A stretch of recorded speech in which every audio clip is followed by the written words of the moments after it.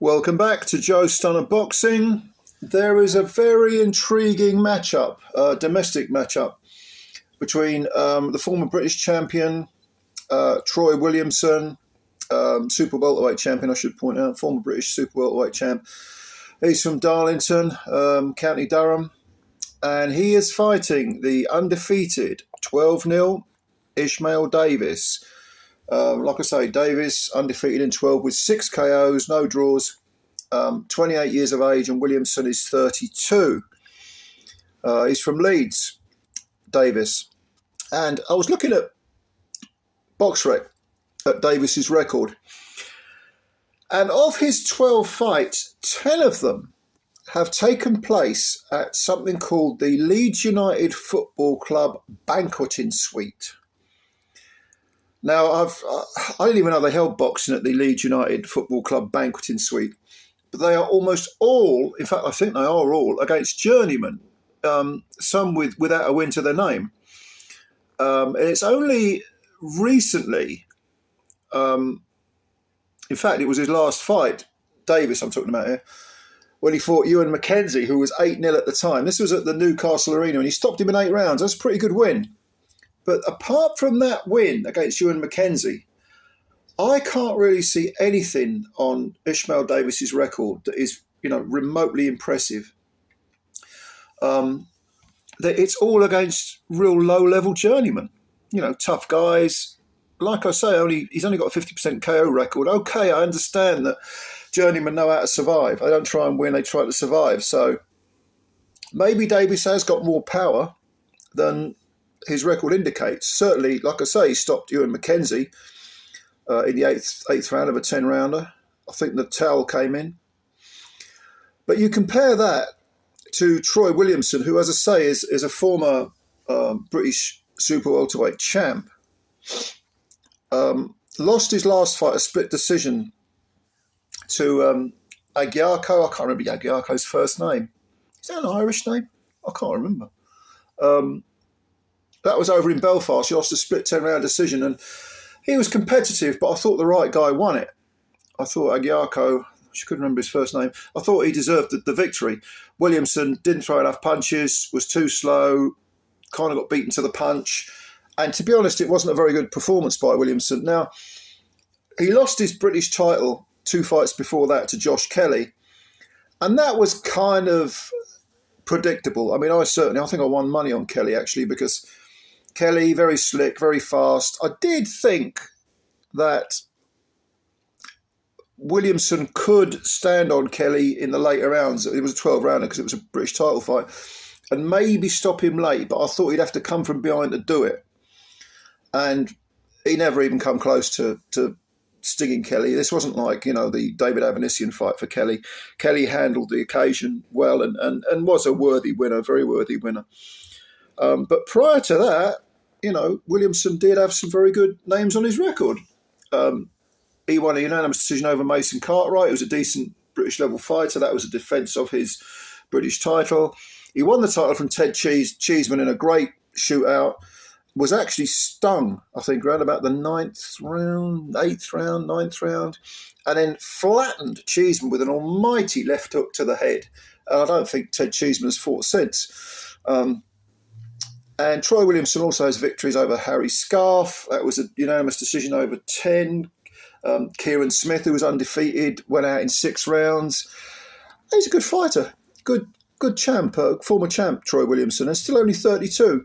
He's currently got a record of 20 wins with 14 KOs and the 2 defeats, which are on points. And there seems to be some confusion, at least from what I'm reading, about this fight with Ishmael Davis, because BoxRec listed it as a 12-rounder. Now, I don't think it is. I've read elsewhere that it's a 10-rounder. And I haven't heard that it's for a title, which implies that it is a 10-rounder. If this was over 12 rounds, without a shadow of a doubt, I would pick Troy Williamson to win. 10 rounds, I think, gives Davis a better chance.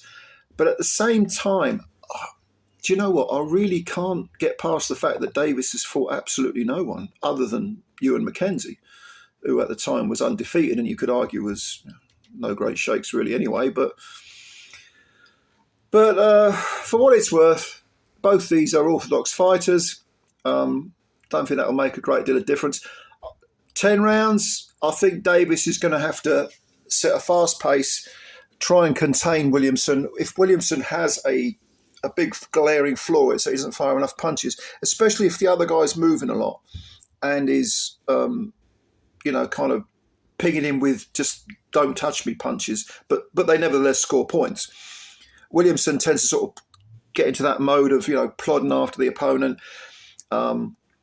He's not got the quickest feet. He hasn't really got the quickest hands, but he's going to have to throw some serious volleys of punches against Davis, because I can see Davis boxing on the back foot, maybe even running.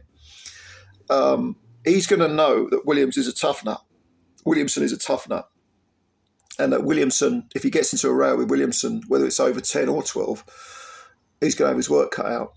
So I see Davis he might try and box fight, but he's definitely going to be trying to outwork Williamson. Probably going to use a jab a bit, Davis. Going to try and move a fair bit. Lateral movement, try and keep Williamson off balance.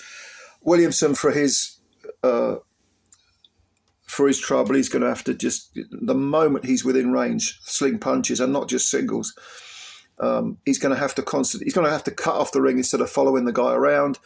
Put mental pressure on Davis, because Davis, completely untested, put mental pressure on him early. Don't wait until half the fight's over, until the 6th round before you start doing it.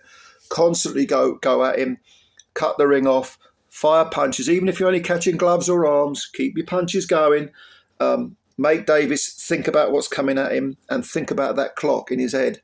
Christ, I've got 10 rounds of this, But Williamson's going to have to start much, much faster than he did against Ediako or Kelly. I do see Davis having his moments where he pinches rounds through sheer output. But if Williamson can, like I say, start early and start putting the pressure on, I think after 4 or 5 rounds, even though he might be behind, say 3-2, maybe even 4-1, he can come on strong and definitely dominate the second half of the fight. It's a real example of someone who's completely untested going in with a former champ who's really a very, very, very good distance fighter, has got a great engine. We don't know a thing about Davis's engine. The most he's ever been is 8 rounds, and that was when he stopped Mackenzie in that 8th round. That was a 10-round fight. He's had a few scheduled 8-rounders where he stopped them early. So, and the rest of them have been, I think, 4-rounders and 6-rounders. Most of his fights, I think, have been 4-rounders. So, gas tank wise, yes, Davis is the younger man, but do we know whether he can do the distance under pressure?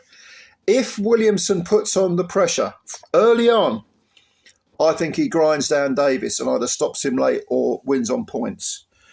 But if he reverts to type and he's too slow and he's not firing enough punches and he's following the guy around instead of cutting the ring off, and he's just not firing enough artillery, I see Davis could pinch this fight.